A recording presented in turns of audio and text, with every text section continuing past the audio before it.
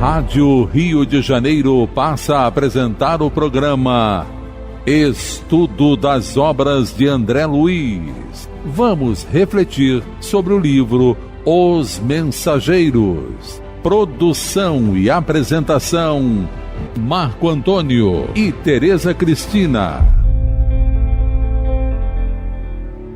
Amigos ouvintes da emissora da Fraternidade, Rádio Rio de Janeiro, novamente aqui estamos com a permissão de nosso Senhor Jesus e com o trabalho constante dos bons espíritos para podermos dar continuidade ao estudo da obra Os Mensageiros, obra que foi ditada pelo espírito André Luiz e que foi psicografada pelas mãos abençoadas do apóstolo da mediunidade Francisco Cândido Xavier. Olá, caros ouvintes, vamos começar o nosso estudo. Estamos no capítulo 6, Advertências Profundas, do livro Os Mensageiros. Continuando, então. Então, resumindo, no último programa, nós comentávamos sobre o encontro de duas senhoras com Aniceto e com o Telésforo. E uma das senhoras fora a mãe de um médium chamado Otávio. A gente sabe que é médium porque o próximo capítulo vai ser a história dele, do Otávio, por que ela está querendo ajuda para ele. E aí nós comentávamos que nós temos um grande problema, que é achar que nós é que sabemos fazer os planos para a nossa vida.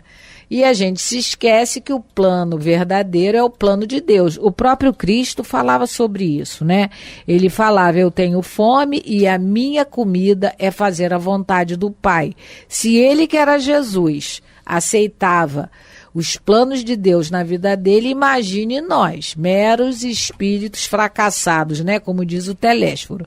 Então, a gente lembrou já, nesse caso, que algumas encarnações realmente elas são mais fáceis de ser planejadas. No caso dos suicidas, de alguns suicidas, não todos, mas alguns que precisam só ficar um pouquinho no corpo para reequilibrar o perispírito, como no caso do Júlio, lá do livro Entre a Terra e o Céu, que ele fora um soldado lá na Guerra do Paraguai e tentou se matar, uma vez não conseguiu e a segunda ele conseguiu. Uma ele se jogou na água e outra ele tomou veneno. Então ele fica no corpo, eu acho que primeiro 5 anos só, morre afogado. Depois ele fica 2 anos e desencarna com Krupp.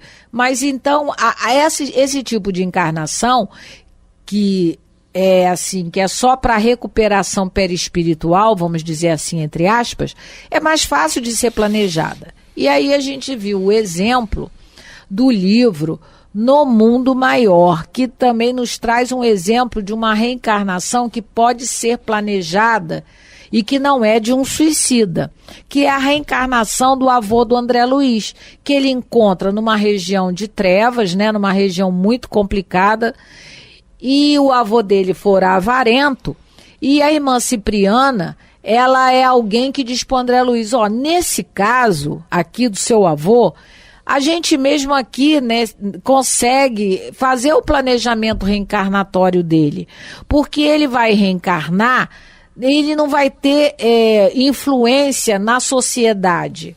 Então ele é aquela pessoa que vai sair de casa para trabalhar, volta para casa no dia e fica, ele não tem uma projeção muito grande na sociedade.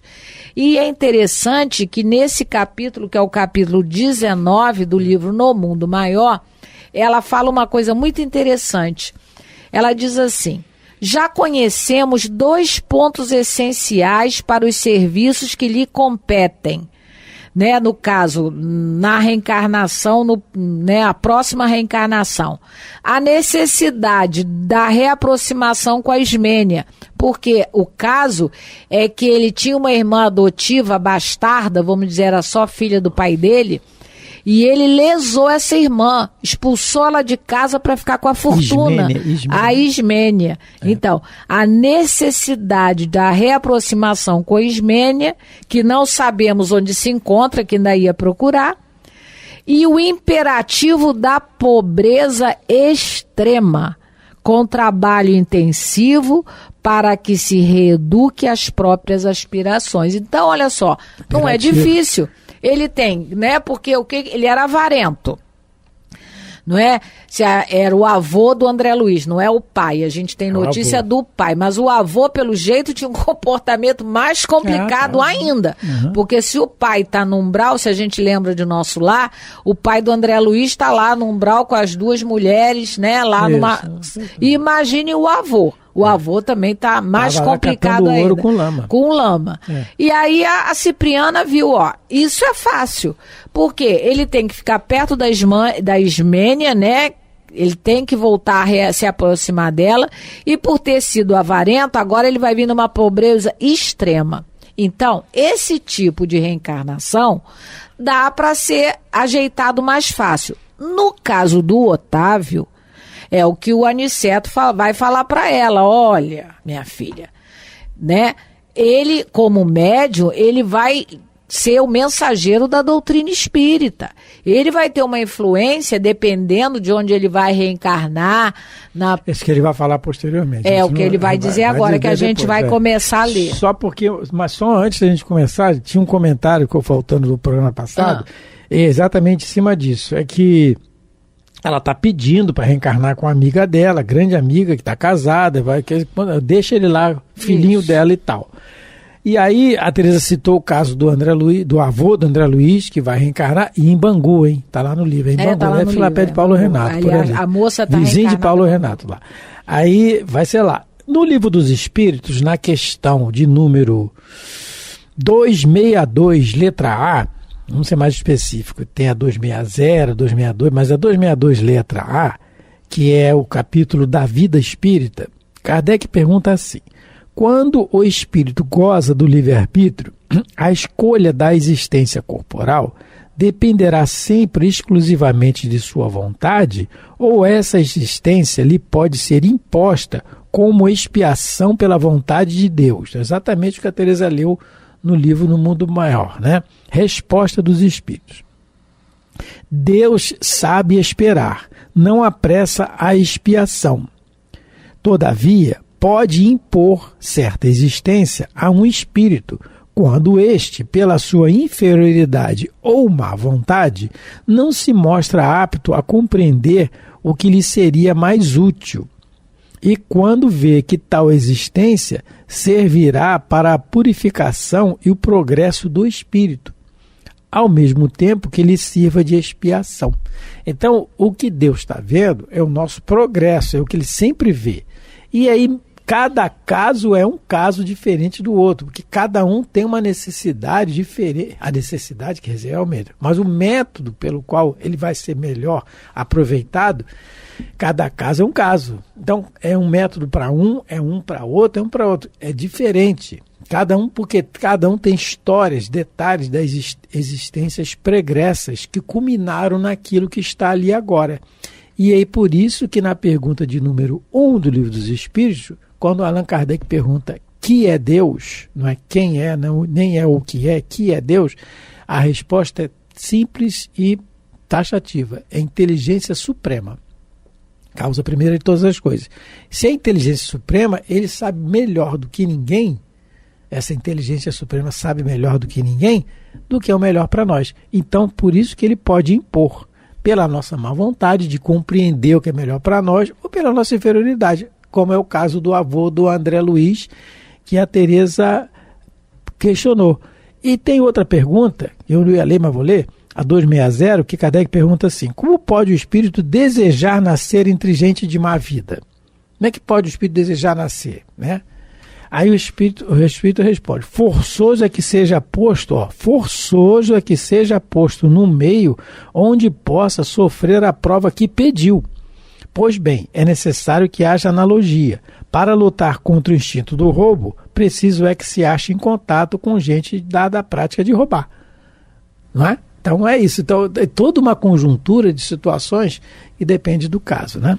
Isso. Então vamos começar a ler a partir do parágrafo 24. Aniceto esboçou um gesto de compreensão, sorriu e esclareceu sem afetação. Convém não estabelecer o plano por enquanto, porque, antes de tudo, precisamos conhecer a solução do processo de médiuns fracassados em que está ele envolvido. Somente depois, minha irmã. E lá eu não li o último pedacinho lá do capítulo 19 do livro do Mundo Maior, que a Cipriana fala assim para o André Luiz. O retorno de Cláudio à esfera física terá característicos muito pessoais, sem reflexos de maior importância no espírito coletivo, pelo que nós mesmos poderemos providenciar quase tudo. O caso do Otávio é diferente, porque ele vai reencarnar novamente com certeza como médium, porque ele tá ali na palestra, a gente vai ver que ele assistiu a palestra e o Telésforo diz que muitos retornarão com a mesma tarefa e ele vai influenciar a coletividade. Então, o planejamento dele, ele pode querer muitas coisas, mas quem vai decidir isso é Deus. E trazendo isso para a nossa realidade, que não somos médios ostensivos, nós também temos que entender que certas coisas que acontecem na nossa vida, que não foram procuradas por nós mesmos, são os planos de Deus para a nossa evolução. É o melhor que Deus pôde arrumar. Muitas das vezes isso se traduz numa doença, se traduz na desencarnação de quem a gente ama antes da gente, não é? Se traduz às vezes numa traição de um amigo, de um afeto. Então isso faz parte do nosso planejamento reencarnatório, coisas que nós não buscamos.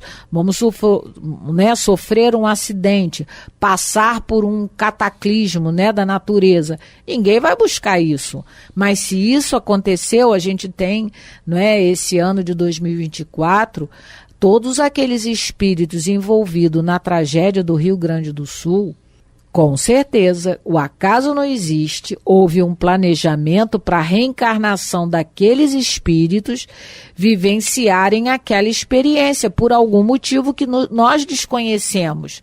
Mas se o acaso não existe, aquele grupo grande, porque foi um número muito grande de pessoas que experienciaram aquele fenômeno da natureza, que foi um fenômeno, ninguém buscou aquilo, de alguma maneira, e todos passaram por essa situação, fazia parte do planejamento divino. Então, que quando aconteça alguma coisa desse tipo na nossa encarnação, que a gente comece a meditar que o plano, o plano A é sempre o de Deus. O nosso é sempre o plano B, C, D.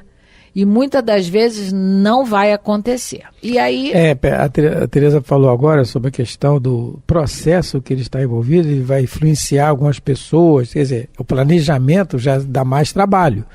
E porque ele fala isso logo após ela pedir para reencarnar com a amiga dela, porque vai cuidar bem, então depende do processo. Um bom exemplo disso é no livro Renúncia, eu estava lembrando aqui, o personagem, a Alcione, que é o personagem principal do livro, o dito pelo Emmanuel, palavras da introdução do livro, é um anjo. Então, realmente, quem quer conhecer a história de um anjo na Terra, leia o livro Renúncia, porque realmente é.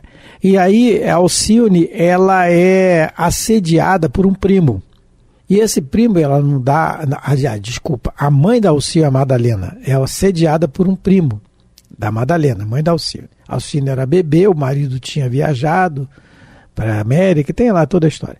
E ela não dá abertura a ele segue para outros lados, ele se torna um escravocrata. Ele comercializa escravos e tal, faz muito mal a muitas pessoas e tal, e depois ele é assassinado. No plano espiritual, lá no livro, ele se arrepende do que ele fez. A avó dele, a tia dele, que era a mãe da Madalena, em espírito já desencarnada, que é uma pessoa do bem, conversa com ele e tal. Ele reencarna com um probleminha nos pés e nas mãos, esmirrados, né, ali. E ele vai ser criado, ele vai vir filho de 2 escravos, mas porque ele veio com um problema no corpo, defeito, naquela época, século XVII, as crianças eram jogadas fora, muitas delas. Então, ele, para não ser jogado fora, os 2 escravos da fazenda pedem para Madalena, mãe da Alcino, Alcino já é uma jovem, criar o menino. Não, Alcino já é uma jovem, é uma criança ainda. Criar o menino. Ele é criado pela Madalena, a quem ele assediava na outra encarnação, só que é uma excelente mãe. E depois, posteriormente, com o envelhecimento da Madalena, os problemas que ela vai ter, a Alcino que acaba de criar. Então, ele é criado por um anjo e fez um mal danado na última encarnação. Então, são planejamentos divinos inerentes a cada um. É o que a moça quer aqui, né? Mas às vezes não é a situação. Volvi os olhos para o Vicente, que é o companheiro, né, de André Luiz na turma do Aniceto, sem ocultar a surpresa. Mas enquanto as senhoras se retiraram conformadas, Aniceto dirigia-nos a palavra. Então, conformado é uma ciência. A conformação é uma ciência divina, que a gente vai ter que realmente meditar muito nela e para que a gente um dia possa praticá-la. E aí chegará um ponto de um Paulo de Tarso. A tudo dai graças, meus filhos, porque era o que ele fazia. Ele, conformado com tudo, conformado no sentido ativo da palavra. Não é você conformado, sentar na beira do caminho e ficar chorando. Não estamos falando dessa conformação, não. Estamos falando da conformação de Paulo, que ele mudava o que podia e o que não podia. Ele aceitava na vida dele, sem lamúria, sem reclamação. Essas duas aqui, elas compreenderam, e se o André Luiz está colocando que elas saíram conformadas, realmente o sentimento que elas experimentaram na hora realmente é um sentimento de conformação. A gente parou para comentar esse verbo, né, conformar, que é o que elas saíram aqui, retiraram conformadas, e Teresa falou de Paulo, mas é só a gente ler o Paulo Estevão, e a luta que esse homem teve para... Ele falava, eu tenho espinho na carne, né? Então, a luta para ele, para conseguir falar isso lá na frente, já perto da desencarnação, já não sou eu que vivo, é Cristo que vive em mim. Mas foi uma luta muito grande. Essa questão da conformação, para nós, é só a gente dar um exemplo básico. Se o salário nosso atrasar, como é que a gente faz? A gente fica conformado? Então é isso, é só a gente responder para nós mesmos. Então, como a gente está longe ainda de sair, como a gente tem que melhorar, tem que lutar, porque se conformar é obedecer a Deus, é o que a gente não faz. Tenho serviços imediatos em companhia de Telésforo. Deixo-os a todos em estudos e observações aqui no Centro de Mensageiros. Porque a gente lembrar, nós estamos no Ministério da Comunicação, no Departamento de Mensageiros, escutando, né, terminamos de escutar a palestra do Telésforo. Retirou-se Aniceto com os maiores e um companheiro declarou alegremente: podemos conversar? Nosso orientador, explicou-me Vicente solícito, considera trabalho útil toda conversação sadia que nos enriqueça os conhecimentos e aptidões para o serviço. Olha, né, que coisa interessante que os espíritos superiores sadia não é fazer fofoca, nos trazem, né? Que em nosso lar a conversação é considerada trabalho útil e é remunerada. Porque não é todo trabalho, não é remunerado por um bônus hora. Não, bônus hora. Se eles estão conversando coisas úteis, sadias, eles vão receber um bônus hora, não é? Então, essa questão da conversação é interessante. No livro Libertação, no capítulo, deixa eu ver aqui, capítulo 17, deixa eu ver aqui se eu acho, para a gente poder ler, talvez não dê para ler nesse programa, mas a gente vai tentar deixa eu ver aqui, capítulo 17, porque a história do livro, ela se passa, o capítulo 17 se chama Assistência Fraternal, e é a história, né, como a gente sabe, da Margarida, que é um espírito feminino, casada, que está sendo obsediada por Gregório e pela sua falange. E quando no livro acontece de que eles conseguem reverter a situação, quando o Gúbio, que é o mentor do André Luiz nesse livro, consegue reverter a situação e traz os obsessores para o lado do bem, que são o Saldanha e o Gaspar, e outros, né? Eles conseguem colocar luzes na casa da Margarida, porque eles transformaram ali aquele reduto de dor em reduto de paz. Então, eles colocam as tais luzes, né? E começam, deixa eu ler aqui. Gúbio colocou sinais luminosos nas janelas, indicando a nova posição daquele abrigo doméstico, opondo-se às manchas de sombra que provinham dali. E naturalmente atraídos por eles, espíritos sofredores e perseguidos, mas bem intencionados, apareceram em grande número. E aí o Gúbio diz o seguinte: de há muito aprendi que uma dor maior sempre consola uma dor menor, e limitava-me a pronunciar frases curtas, para que os infelizes ali congregados encontrassem reconforto um com os outros, sem necessidade de doutrinação. Então, olha, por que eu lembrei desse caso? Porque vai ter uma conversa entre todos os espíritos que estão ali adentrando a casa da Margarida, porque o Gúbio botou sinais luminosos na janela, e a dor de um vai consolar a dor do outro. Então, aquela conversa que vai ser realizada, cada um vai falar, e é muito bonito esse capítulo. É o capítulo 17 do livro Libertação. Cada um vai contar a sua experiência, a sua dor, e isso, como o André Luiz diz, né, a gente já aprendeu que uma dor maior acaba consolando uma dor maior, e isso é trabalho. Isso é trabalho no mundo, tá? É um trabalho, no caso, no mundo espiritual, mas é trabalho, não é? E eles vão ganhar bônus horas com isso. E o tempo está acabando. Tinha um comentário para fazer sobre conversação do livro Entre a Terra e o Céu, mas em próximo programa a gente fala, né? Da irmã E lembrando, Clara, né? do livro dos Espíritos, só a pergunta 675, pergunta: por trabalho só se devem entender as ocupações materiais? Resposta: não. O espírito trabalha assim como o corpo. Toda ocupação útil é trabalho. Então, a conversação útil é trabalho também. Isso. E aí, lembrando que hoje nós estudamos o capítulo 6 do livro Os Mensageiros, né? Terminando aqui, desejando a todos a paz de Jesus Cristo, que Deus abençoe vossos lares e vossas vidas. Um abraço a todos, fiquem com Deus. Você ouviu pela Rádio Rio de Janeiro o programa Estudo das Obras de André Luiz, com o livro Os Mensageiros. Produção e apresentação: Marco Antônio e Tereza Cristina.